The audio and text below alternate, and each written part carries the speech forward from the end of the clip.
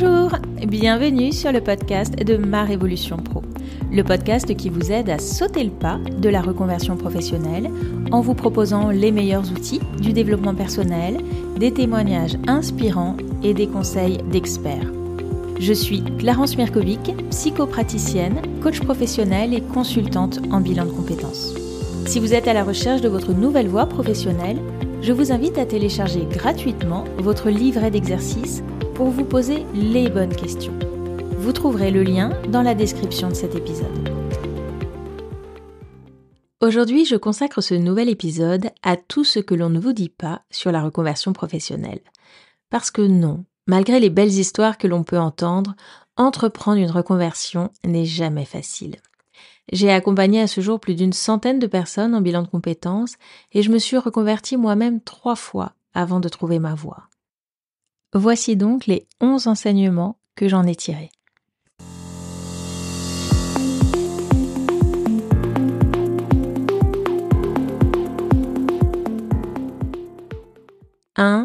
Plus votre entreprise est confortable, plus votre place y est douillette, plus il sera difficile d'en partir. C'est ce qu'on appelle une prison dorée. C'est très souvent le cas quand on travaille au sein d'un grand groupe, où il y a de nombreuses possibilités d'évolution, où les rémunérations sont attractives, où les avantages financiers ou en nature sont importants. Mais ça peut être aussi le cas dans le secteur public, par exemple, avec la garantie de la sécurité de l'emploi. Il est donc parfaitement compréhensible que ces facteurs rendent votre décision de partir beaucoup plus difficile à prendre.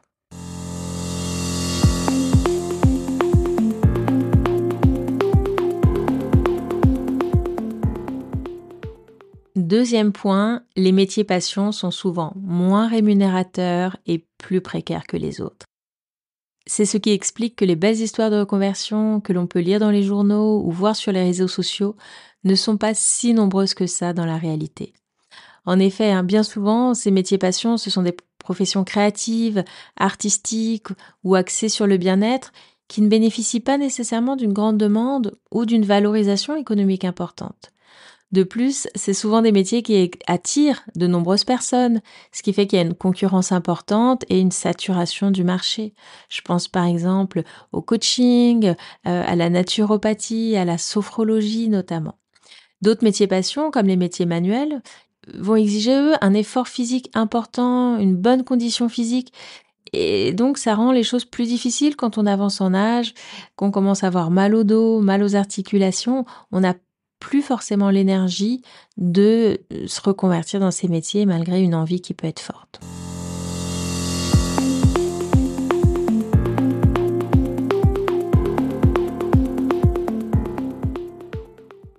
Troisième point, croire qu'un jour vous trouverez le métier parfait est une totale illusion. Il n'existe pas de métier parfait, tout comme il n'y a pas de conjoint parfait, d'enfant parfait, bref, vous avez compris l'idée. Chaque profession a des avantages, mais aussi des inconvénients. Par exemple, certains métiers impliquent d'avoir des horaires de travail irréguliers, où il y a une pression intense, ou encore nécessitent des déplacements fréquents, ou alors on peut encore travailler le week-end. Et donc, il est crucial d'évaluer ces aspects en fonction de vos préférences et de vos contraintes avant de vous lancer.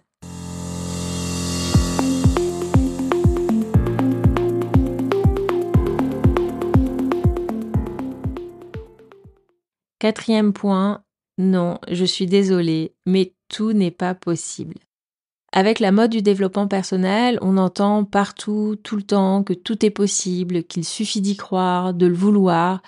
Mais je suis désolée, en ce qui concerne la reconversion professionnelle, non, certaines choses ne sont pas réalisables. Parce qu'il y a certains métiers, par exemple, qui demandent de longues études, parfois 5 ans, voire plus pour pouvoir être exercés, des études à plein temps, des études qui peuvent être coûteuses. Je pense là notamment à l'orthophonie qui demande 5 ans d'études à temps plein.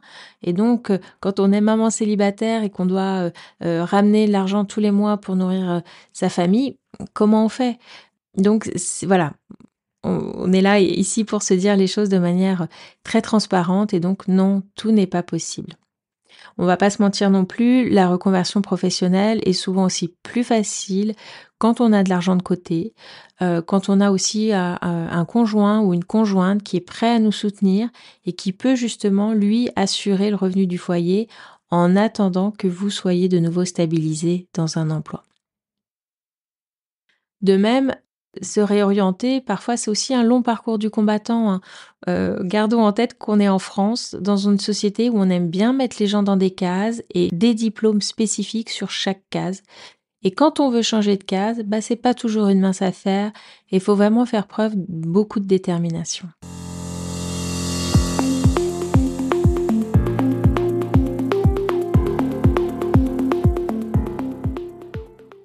5. N'attendez pas tout de votre travail. Votre épanouissement résulte d'un équilibre global entre votre vie professionnelle et votre vie personnelle. Et si cette dernière n'est pas satisfaisante, la vie professionnelle, elle ne pourra pas combler tous vos manques. À l'inverse, une vie amoureuse, sociale, plaisante, elle vous permettra de mieux supporter une situation professionnelle difficile. Il y a aussi beaucoup de personnes qui ont un travail, ok, il est peut-être pas passionnant, ils sont dans une certaine forme de routine, mais ça leur permet d'avoir du temps et des revenus suffisants pour se consacrer justement à côté à leur passion. Et donc c'est important de mettre le travail à sa juste place et de pas placer toutes vos attentes dedans, au risque de jamais être satisfait, de toujours être déçu, mais de vraiment faire le point sur qu'est-ce qui est important pour vous au global dans la vie et quel travail vous permettra d'acquérir ça.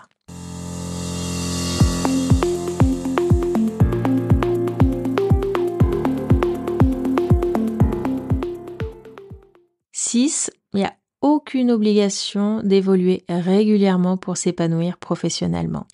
Chaque individu a son propre rythme et des besoins différents. Et donc, il y a certaines personnes qui ressentent le besoin de changer de poste tous les 3 ans, mais d'autres peuvent être très heureuses de garder la même fonction sur une longue période, d'occuper le même poste pendant 20 ans, par exemple. Et si vous vous reconnaissez dans ce dernier point, ben peut-être que l'accent mis sur la reconversion professionnelle dans les médias ces dernières années ou la pression de votre entourage peut vous amener à douter. Peut-être que vous vous demandez si vous devriez changer de métier, si vous n'êtes pas devenu un dinosaure au sein de l'entreprise. Alors, moi, je suis convaincue que c'est toujours bénéfique de se questionner, quoique peut-être pas tout le temps à outrance. Néanmoins, c'est important de ne pas vous sentir obligé de changer de métier simplement parce que vous avez l'impression que vous devriez le faire. Vos choix de carrière doivent être basés sur vos propres besoins, sur vos propres objectifs, et non pas sur les attentes de la société ou de votre entourage. Ne vous obligez donc pas à suivre la tendance de la reconversion si ça ne correspond pas à vos aspirations. Faites-vous confiance et faites vos propres choix, ceux qui vous permettront de vous épanouir, vous, et chacun est différent.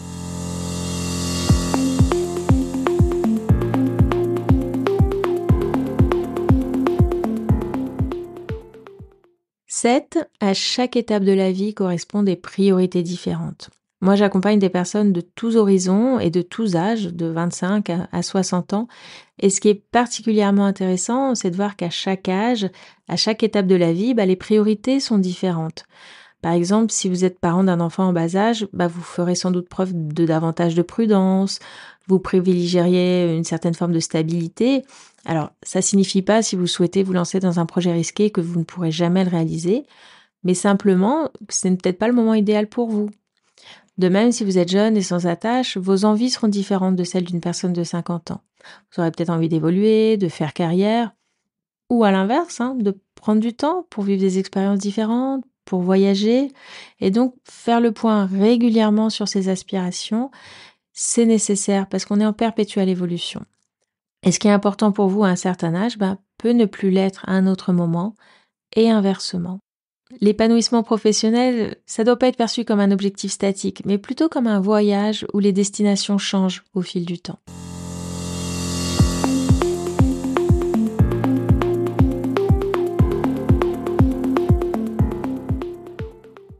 8.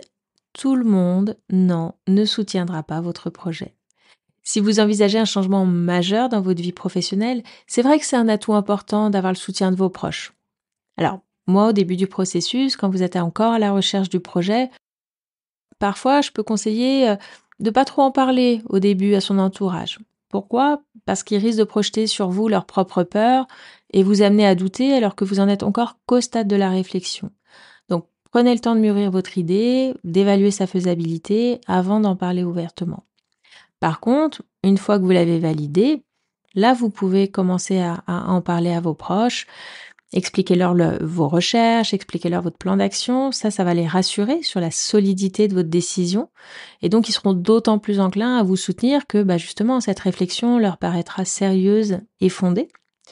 Mais gardez en tête que tout le monde ne réagira pas de la même manière et que certaines personnes de votre entourage, peut-être même les plus proches, pourront être réservées ou rester préoccupées par les risques potentiels de votre projet, voire même le critiquer ouvertement, hein.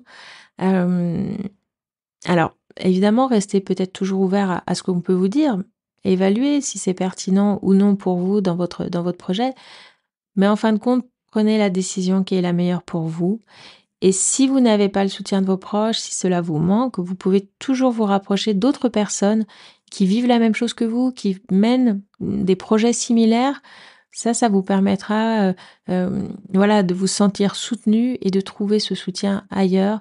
Mais ne comptez pas, ne croyez pas que tout le monde va vous soutenir, que tout le monde va trouver votre projet enthousiasmant, parce que là aussi, vous pourriez avoir des désillusions.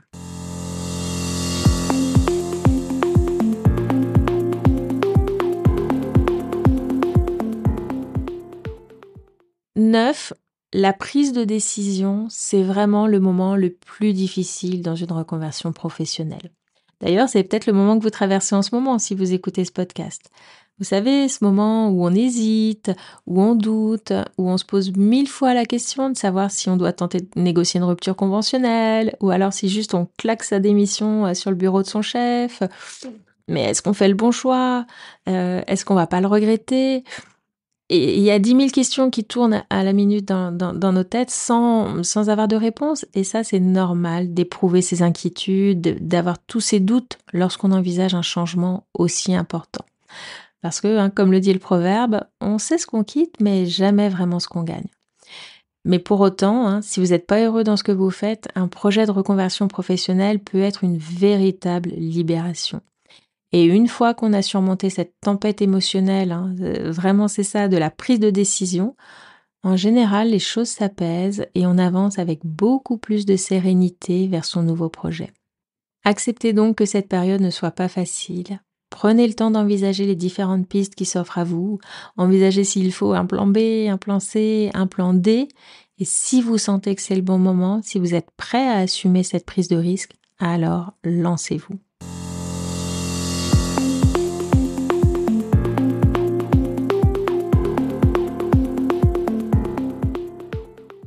« 10. La reconversion professionnelle est rarement un chemin linéaire.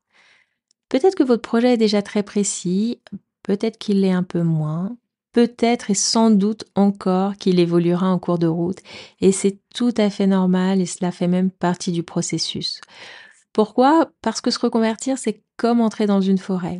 Il y a de nombreux chemins qui sont cachés par l'épaisseur de la végétation et vous allez les découvrir seulement lorsque vous aurez pris la décision de pénétrer à l'intérieur de cette forêt. Vous allez donc peut-être vous lancer dans un premier projet qui va s'ajuster au fur et à mesure de votre avancée. Et puis, ça va peut-être déboucher sur un projet qui sera un peu différent. Et puis, vous allez rencontrer peut-être des personnes. On va vous proposer des opportunités auxquelles vous n'aviez jamais pensé. Et petit à petit, comme ça, votre projet, il va évoluer. Gardez aussi en tête que les plus belles découvertes se trouvent souvent hors des sentiers battus et qu'en vous lançant dans ce projet, vous pourriez bien découvrir tout un monde de possibilités insoupçonnées. Je suis très souvent amusée, surprise, étonnée de voir que finalement, quand les gens se mettent en route, quand mes clients se mettent en route sur leur chemin de reconversion, il y a plein de nouvelles opportunités qui apparaissent devant eux, plein de belles rencontres qu'ils font, qu'ils n'avaient même jamais espéré avant même de se lancer.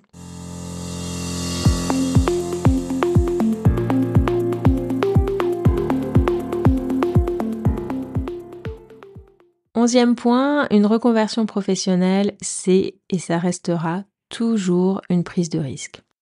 Vous ne pourrez jamais être certain que le métier vers lequel vous allez vous tourner sera vraiment fait pour vous avant de le pratiquer réellement. Même si vous effectuez des enquêtes métiers, discutez avec de nombreuses personnes, voire réaliser un stage d'observation, hein, tout ça, évidemment, je vous le conseille. Mais même si vous faites tout ça, il subsistera toujours une part d'incertitude.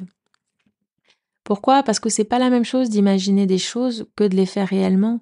Et malgré toutes vos recherches, il y a tout ce que vous allez découvrir en faisant ce métier auquel vous n'étiez pas préparé, que vous n'aviez peut-être jamais soupçonné, pour X ou Y raison, dont on vous avait pas parlé.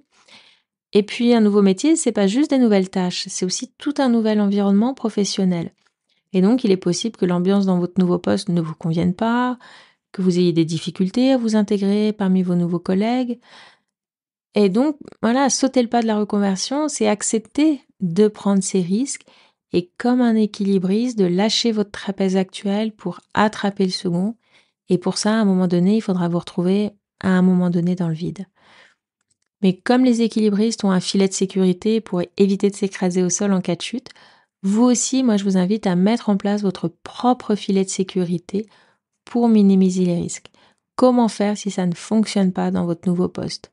Est-ce que vous pourrez retourner dans votre ancien métier? Est-ce que vous pourrez retourner voir même dans votre ancienne entreprise? Il y a des gens comme ça qui font des allers-retours et qui reviennent avec une nouvelle maturité, avec une nouvelle conscience des choses. Et c'est jamais la même chose en fait. On retourne jamais à son poste de la même façon. Est-ce que vous avez des économies de côté qui vous permettront peut-être d'assurer une transition? En tout cas, d'avoir ce filet de sécurité peut vous aider à prendre ce risque, à prendre ces risques qui sont inévitables et qui font partie à plein de la reconversion professionnelle. Voilà, on arrive à la fin de cet épisode.